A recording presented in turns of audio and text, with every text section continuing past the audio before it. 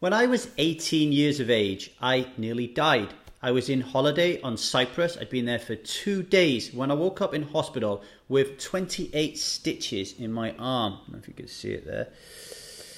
The doctor who was sewing me up at the time told me that I'd been beaten and I'd been stabbed. And he said that I was lucky that I was alive. There is an artery, major artery running through your arm called the brachial artery. And he said the knife had just missed it by millimetres. And the state that I was in when I came into the hospital, because I was very, very drunk and high on drugs, he said there is no way that I would recover. And he is amazed that I even made it to the hospital anyway, given the state that I was in, right? And here's the interesting thing about nearly losing your life when you're 18 years of age. In one respect, you could say to yourself, well, that would be a wake-up call. You'd never drink alcohol again. But that's not quite what happened to me. I dined out on that experience for 17 years.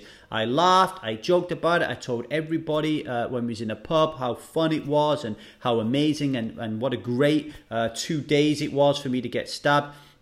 And it wasn't until 17 years later that I realized that the reason that people turn alcohol-related misery and illnesses and incidents into basically an absurd joke is because that absurdity allows you to keep on drinking. The resistance wants you to drink, ergo you cannot turn this life-threatening incident into something painful. You have to keep it as something pleasurable. And it took me, like I say, 17 years to figure out that the reason that is because alcoholism is an invisible, violent and dominant belief system. And alcohol is nothing but a potent poison that kills more than 3.3 million people a year.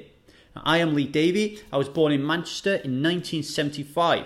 My father was from Hong Kong, but he buggered off before I was born because he didn't want all that responsibility of raising a Lee Davey. My mum gave birth to me on her own when she was just 18 years of age. Nobody went into the room with her to hold her hand. Not her mother, not her father, nobody. 2 years later, she meets a guy. He becomes my stepdad or my dad because I've known him all my life. And at 10 years of age, we moved to the South Wales Valleys. Hey, boyo. I'm half Chinese, if you cannot notice, and I'm also English. And I don't know if you know, if you've ever been to South Wales, they don't particularly like the English very much. So I suffered from the xenophobic nature of the South Wales Valleys and also racial abuse. Not exactly a very great and brilliant childhood. And what actually happened to me was very, very paradoxical. I felt an incredible urge and desire and need to fit in because the kids were picking on me and I had no friends. So I really, really wanted to fit in. But at the same time, I really wanted to celebrate my difference in blood. I was so angry that people were kind of pushing me out onto the periphery of the cool kids. That when my dad turned around and said to me when I started to come on with black eyes, you will not be allowed back in this house unless you give some back, that I started to stand my ground and I started to fight for my my very existence and my need and stuff to fit in. And that has been with me my entire life, this paradox of wanting to fit in with life but also celebrating and wanting to be completely different, right? And one of the aspects of wanting to fit in when you're younger is, of course, doing what everybody else does. And what everybody else was doing in the South Wales Valleys when I was growing up, and as far as I can see it's not changed, is they drank alcohol. They drank alcohol from a very, very young age, right? So 14 years of age, I start drinking. I leave school with no qualifications whatsoever at 16, and I start working in a kitchen factory, £32 a week. And the reason I did that, the only reason I did that is because I desperately need money to spend on alcohol. Very fortunately, I managed to get a job in the railway industry as a trainee. So I left the kitchen factory, got in there. I left home when I was 18 because I had a job at the railway. I got married to a childhood sweetheart at 21, and I had my first child, Jude, when I was 24.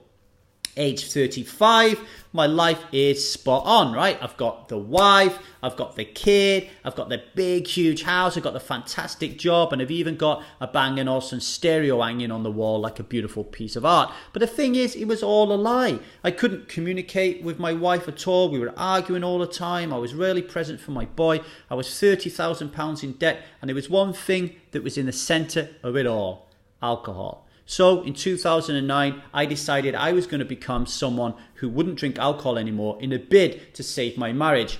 Boom, that didn't work because she divorced me straight away. Boom, it was one of the most harrowing times of my life. And still today, 9 years later, it still hurts. There's still a lot of remnants of that time period that is still present in my psyche.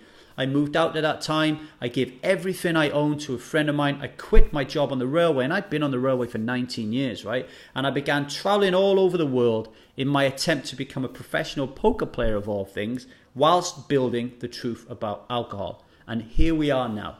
I'm in Barcelona right now. I'm in love with my beautiful wife, Liza. We have a beautiful daughter called Zia.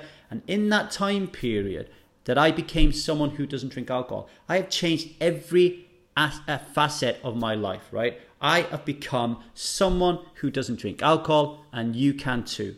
My name is Lee Davey. I am not an alcoholic.